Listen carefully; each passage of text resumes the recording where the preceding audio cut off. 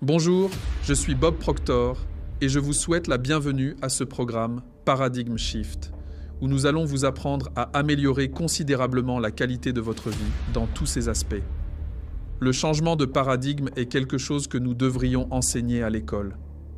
Les enfants pourraient ainsi le découvrir dès leur plus jeune âge et vivre une vie épanouie.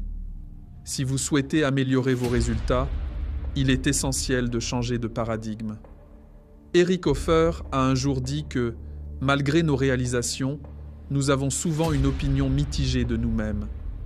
Nous avons besoin de personnes pour nous soutenir contre notre juge intérieur, celui qui garde en mémoire nos défauts et nos erreurs. Nous avons besoin de gens qui nous rappellent que nous ne sommes pas aussi mauvais que nous le pensons. Eric Hoffer était un homme sage, et je pense qu'il a bien identifié le problème. À votre avis, qui est ce juge intérieur? C'est cette petite voix intérieure qui vous dit que vous ne pouvez pas faire ceci ou cela, que vous ne pouvez pas accomplir beaucoup de choses que vous aimeriez réaliser. Le véritable secret consiste à déterminer ce que vous voulez faire et à comprendre comment faire taire cette petite voix intérieure.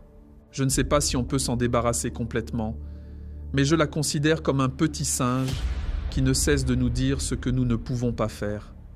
Cependant, je sais que nous pouvons la dominer. Nous pouvons prendre le contrôle de la qualité de notre vie. Depuis toujours, on parle de gagner et de perdre. Il y a des gens qui semblent simplement être des gagnants. Vous les voyez, vous voyez ce qu'ils accomplissent. Peu importe ce qu'ils font, ils réussissent toujours. Vous avez probablement connu des enfants comme ça à l'école, ceux qui réussissaient tous les examens. Très franchement, je n'ai jamais beaucoup aimé ces enfants parce qu'ils me faisaient me sentir moins capable que je ne l'étais réellement. Mais pourquoi certaines personnes réussissent-elles toujours, alors que d'autres échouent constamment? Vous pourriez dire que ceux qui échouent sont simplement stupides, mais ce n'est pas vrai. En réalité, certaines de ces personnes sont brillantes, et certains gagnants ne sont pas particulièrement intelligents. Saviez-vous qu'il y a des gens extrêmement brillants qui sont fauchés, et d'autres qui sont analphabètes, mais qui peuvent vous signer un chèque d'1 milliard de dollars.